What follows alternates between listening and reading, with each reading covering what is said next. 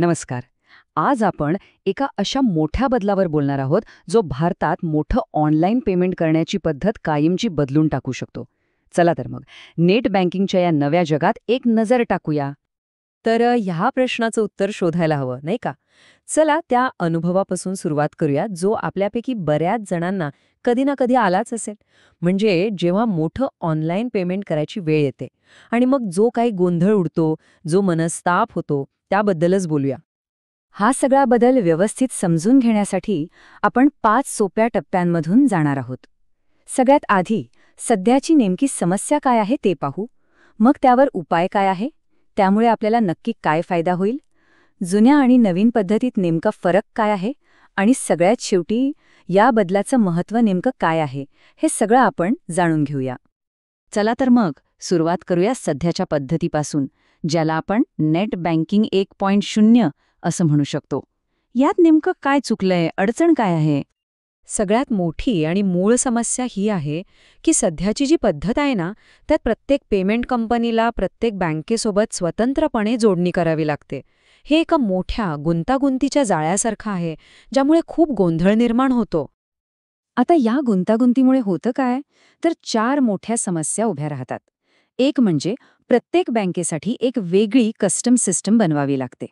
दुसरं, ग्राहकांसाठी ही प्रक्रिया खूपच किचकट होऊन जाते. तिसरं, व्यवहार फेल होण्याचं प्रमाण खूप जास्त आहे. आणि चौथं, व्यापाऱ्यांसाठी तर पेमेंटचा हिशोब ठेवणं म्हणजे एक मोठं आवाहनच. थोडक्यात काय, तर या सगळ्यामुळे सगळ्यांचाच त्रास वाढतो. बरं, आता आपण या समस्येवरील उपायाकडे वळूया आणि पाहूया की ही संपूर्ण प्रक्रिया नव्याने कशी डिझाईन केली जात आहे.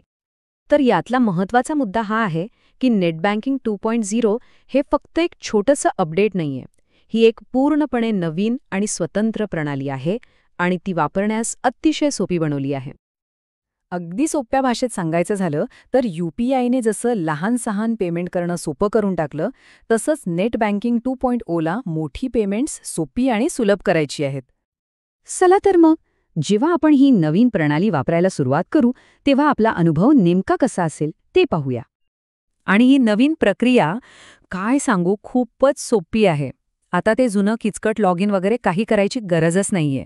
फक्त QR कोड स्कॅन करायचा आणि आपल्या बँकेच्या मोबाईल ॲपमधून पेमेंटला परवानगी द्यायची. बस, झालं काम. खरंच इतकं सोपं आहे हे. चला, आता दोन्ही सिस्टीम्स समोरासमोर ठेवून बघूया. म्हणजे यातला जो मोठा फरक आहे तो आपल्याला अगदी स्पष्टपणे दिसेल. ही तुलना बघितल्यावर एक गोष्ट अगदी स्पष्ट होते. आपण एका गुंतागुंतीच्या आणि त्रासदायक पद्धतीकडून एका सोप्या, विश्वासार्ह आणि आधुनिक पद्धतीकडे वाटचाल करत आहोत.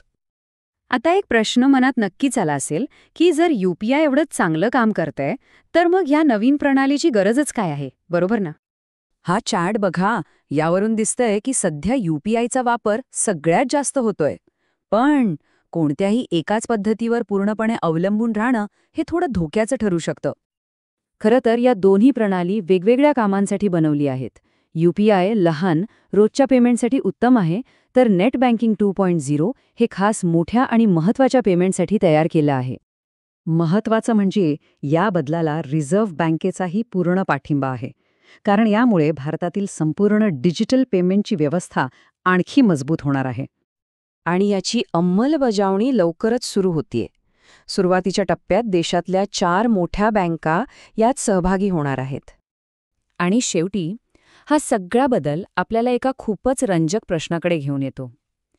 या नवीन तंत्रज्ञानामुळे भविष्यात ऑनलाईन कार विकत घेणं हे कॉफी विकत घेण्या इतकं सोपं होऊ शकेल का? विचार करायला लावणारी गोष्ट आहे, नाही का?